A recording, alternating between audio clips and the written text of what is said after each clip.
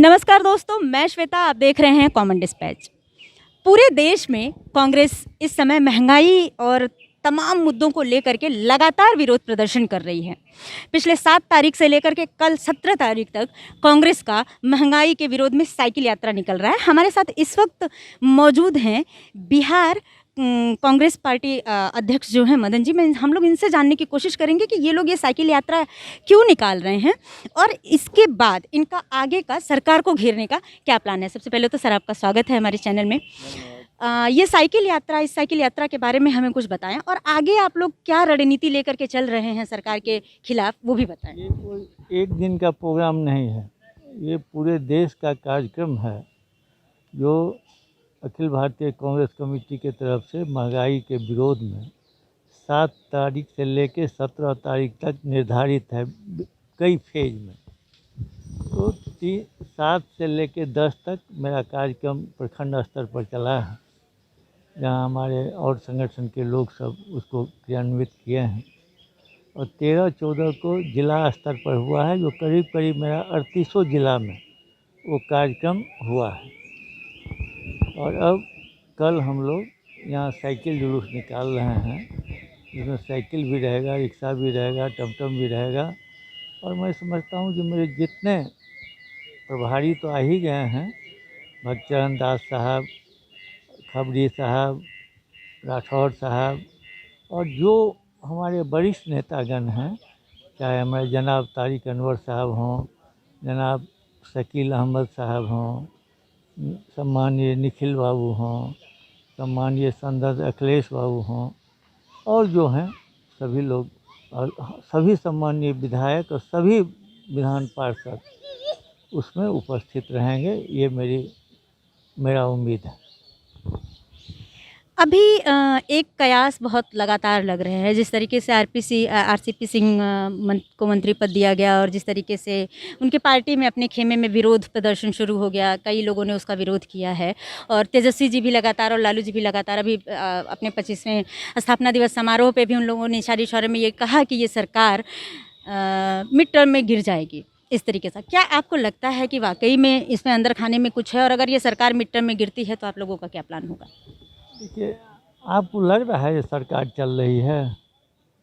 जिस राज्य के माननीय मंत्री कहें जो बिना घूस का कोई काम नहीं होता है, जिसके विधायक बोलेंगे एक भी काम बिना घूस का नहीं होता है, उन एक भी पदाधिकारी जब निर्वाचित जनप्रतिनिधि और सरकार में रहे मंत्री की बात नहीं सुने, तो मैं तो नहीं समझता हूँ सरकार चल रही है।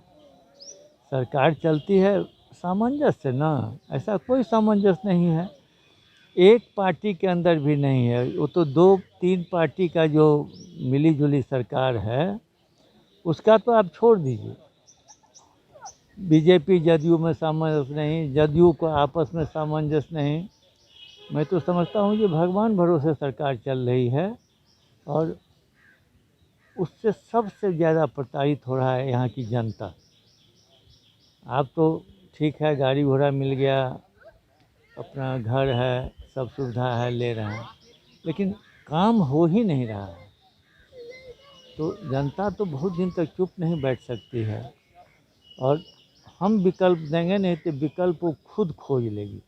जिस तरीके से ये सरकार जनसंख्या नियंत्रण कानून की बात कर रही है और ये कह रही है कि जिन लोगों के पास 2 से अधिक बच्चे हैं उनको सरकारी नौकरी एक तो नहीं मिलेगी, और दूसरे जो सुविधाएं हैं सरकारी वो नहीं दी जाएंगी, और ये होल सोल की बात कर रहे हैं। ऐसा नहीं है कि ये आने वाली जो पीढ़ी है उनके लिए बात कर रहे हैं। तो क्या भारत जैसे देश में, जहाँ अभी जनसंख्या जो है वो एक स्थिर कंडीशन में है, वहाँ इस कानून की भी कोई ज़रूरत है या सिर्फ मुद्दों से भटकाने के लिए ये किया गया है? सिर्फ मुद्दों से भटकाने का यह एक नई साजिश है। आप 12-14 बड़े स्टेट में देखिए जहाँ की इसकी आवश्यकता ही नहीं है, वैसे ही नियंत्रण में है। तो एक तरफ बीजेपी कुछ कह रही है और बिल लाना चाहती है, दूसरे सब हमारे माननीय मुख्यमंत्री जी दूसरी बात कह रहे हैं, उनके जो समर्थक हैं उपेंद्र कुशवाहा जी तीसरे बात कह रहे हैं। मैं समझता हूँ ये कुछ नहीं है, इसकी कोई आवश्यकता नहीं है। जो इनका टारगेट होना चाहिए उसी के टारगेट के आसपास हम लोग का पूरा जनसंख्या नियंत्रण में है, स्टेट का भी और कई जगह भी। तो इन लोग को चुनाव के टाइम में कोई ऐसा मुद्दा चाहिए, बीजेपी वाले को खास करके, जो आदमी विकास काज भूल करके और एक नए इशू पर आ जाए। हर एक चुनाव में देखिएगा आप, चाहे वो किसी के हत्या हो जाए और चाहे कोई अन्य इशू हो जाए, तो हम समझते हैं कई जगह चुनाव है और वो उसी टारगेट पर काम कर रहे हैं। चाहे वो चुनाव यूपी में हो तो बिहार में भी कर सकते हैं, दूसरे जगह भी कर सकते हैं, उसका तो प्रभाव पड़ता ही है। तो मैं समझता हूँ कि सिर्फ भटकाने का और जनता को जो इतना दिन तक धोखा दिए उससे डाइवर्ट करने का ये नया नया शगुफा निकाल रहे हैं। ये थे बिहार कांग्रेस पार्टी अध्यक्ष मदन झा जी। इनका साफ साफ ये कहना है कि जो भी सरकार इस समय मुद्दों पे काम कर रही है वो सिर्फ और सिर्फ जो देश में समस्याएं चल रही हैं उनसे भटकाने का सीधा सीधा प्रयास है। मैं श्वेता यादव, कॉमन डिस्पैच के लिए।